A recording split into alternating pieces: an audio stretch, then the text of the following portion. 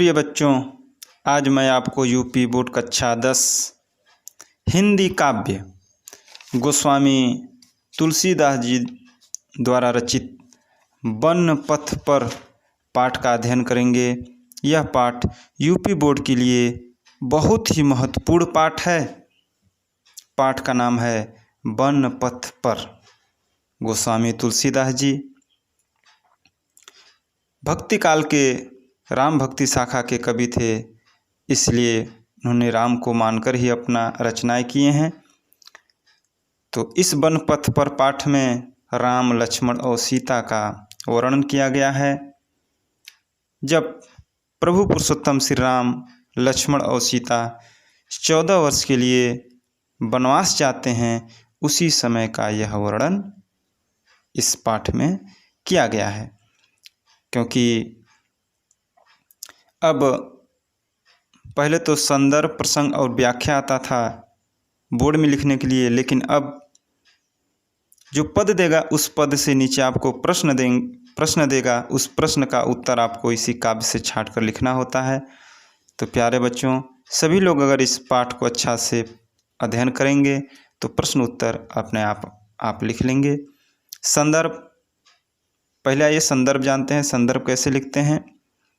प्रस्तुत पद या पद्यांश हमारी पाठ्य पुस्तक हिंदी काव्य के वन पथ पर, पाठ का नाम है वन पथ पर नामक पाठ से लिया गया है।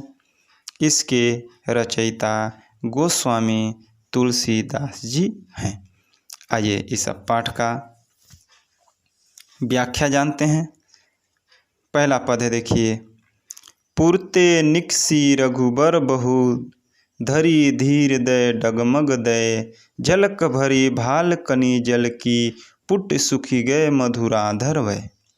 फिर बूझत है चलो अब केतिक, पर्ण कुटी करी हैं कितु हैं, तिय की लेखी आतुरता पिय की, अखिया अति चारु चली जल चैं। जब राम, लक्ष्मण, सीता अयोध्या से निकलते हैं, अयोध्या से वन की ओर निकलते हैं 14 वर्ष वनवास के लिए, उसी समय का इसमें वर्णन किया गया है। देखिए, बताया गया है, पूर्ते निकसी रघुबीर बधु। पूर्व माने अयोध्यापुर से निकलकर, निकसी मान निकलकर, रघुबर बधु, रघुबर उनकी वधु और लक्ष्मण, धरी धीर दयो डगमग दय। धरी धीर यानी वह कुछ ही दूर क्या करते हैं, चलते हैं, और चलते ही रास्ता में धीरज धारण कर लेते हैं, अर्थात उनके पैर डगमगाने लगती हैं या थक जाती हैं। इसमें बताया गया है कि गोस्वामी तुलसीदास जी कहते हैं कि राम, लक्ष्मण और सीता अयोध्या से निकलकर वन मार्ग में थोड़ा ही दूर चलते हैं कि महलों में रहने वाली सीता थक जाती हैं और उनके पैर डगमगाने लगती हैं। झलक भाल भरी कनी जल की। झलक माने दिखाई देने लगते हैं, भरी माने भर के, भाल माने सुशोभित होना, कणी माने कण, जल माने जल की, और उनके शरीर में जल की कण अर्थात पसीना झलकने लगती है।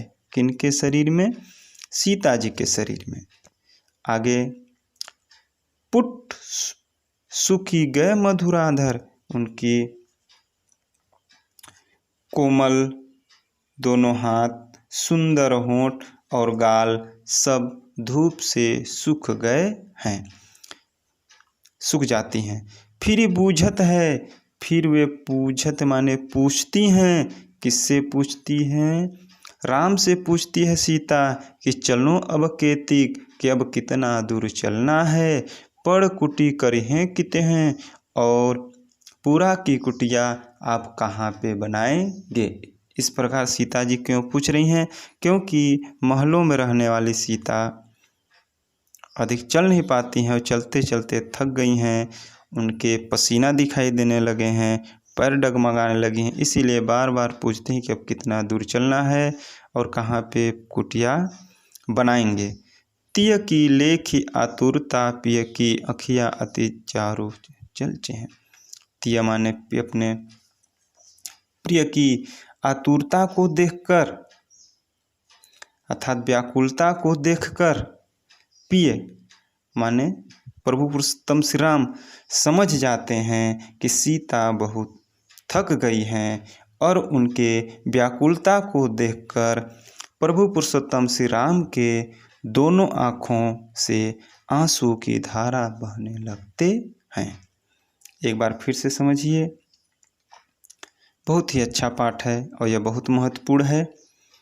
ध्यान से समझिएगा, एक बार में आपको समझ में आ जाएगा। और जब भी पढ़ेंगे पुस्तक ले लीजिए बगल में, इसके बाद समझिए कि राम लक्ष्मण और सीता अयोध्या से निकलकर वन मार्ग में थोड़ा ही दूर चलते हैं कि राज में महल में रहने वाली सीता थक जाती हैं और उनके पैर डगमगाने लगती है। उनके शरीर पर जल की बूंदें अर्थात पसीना दिखाई देने लगती हैं। उनके दोनों गाल, हाथ और ओंठ भी सूख गई हैं और वे प्रभु पुरुषोत्तम श्री राम से बार बार पूछती हैं कि अब कितना दूर चलना है और कहाँ पे पूरा की कुटिया आप बनाएंगे। इस प्रकार सीता की व्याकुलता को देखकर राम समझ जाते हैं और राम के दोनों आँखों से आंसू निकलने लगते हैं। अब आगे देखिए, यह पहला पद था।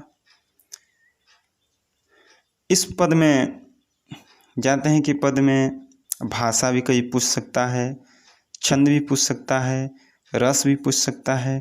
तो जितने भी यह छंद हैं, सभी छंद में जितने भी वन पथ पर का छंद है, सभी पद में श्रृंगार रस है और रस श्रृंगार है, छंद सवया है और भाषा ब्रज भाषा में लिखा गया है।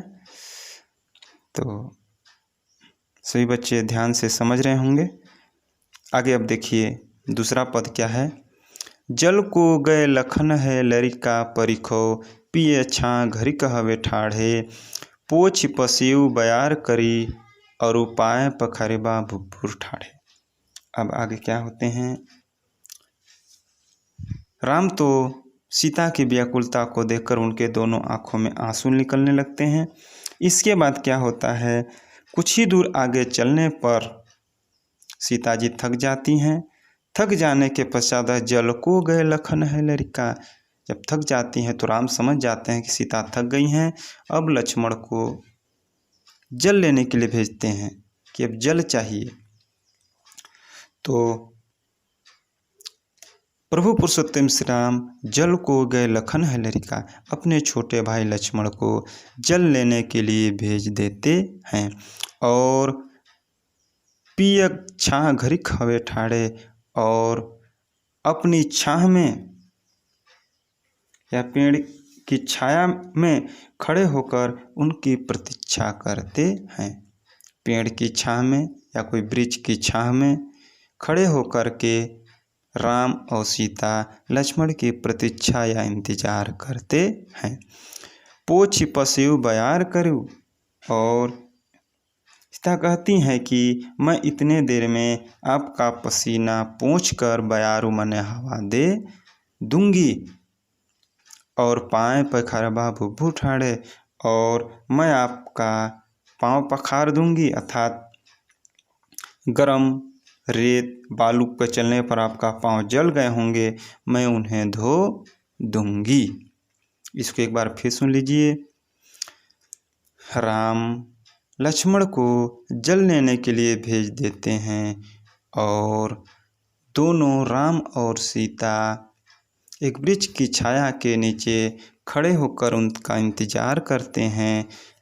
सीता कहती हैं कितने देर में मैं आपका पसीना पोंछकर हवा कर दूंगी और रेत पर चलने पर आपके पाँव जल गए होंगे जिससे भुभुर, भुभुर माने जलते हुए भूमि पर खड़े होने पर जल गए होंगे, जिसे मैं पखार दूंगी या धो दूंगी।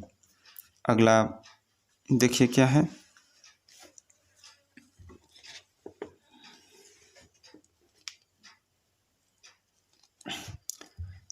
तुलसी रघुबर प्रिया श्रम जान, बैठ विलमलो कंटक काढ़े। यानी अब क्या होते हैं, तुलसीदास जी कहते हैं रघुबर प्रिया श्रम जान,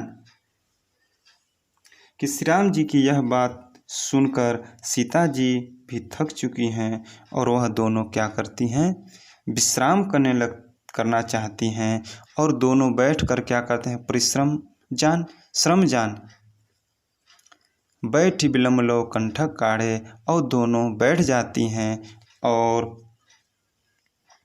कहती हैं कि चलने पर पैर में कांटा गड़ गया होगा, उसे मैं निकाल दूंगी।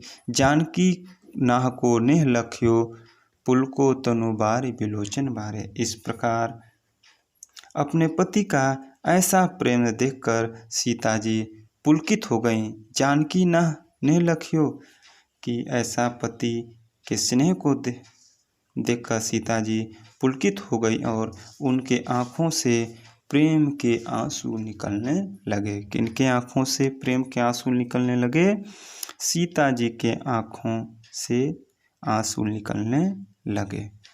प्यारे बच्चों, यह वीडियो आपके लिए बहुत ही महत्वपूर्ण है। इस वीडियो को लाइक, शेयर और चैनल को सब्सक्राइब अवश्य कीजिएगा, जिससे कि हम नया वीडियो डालें वह आप तक शीघ्र पहुंच सके। तब तक के लिए धन्यवाद।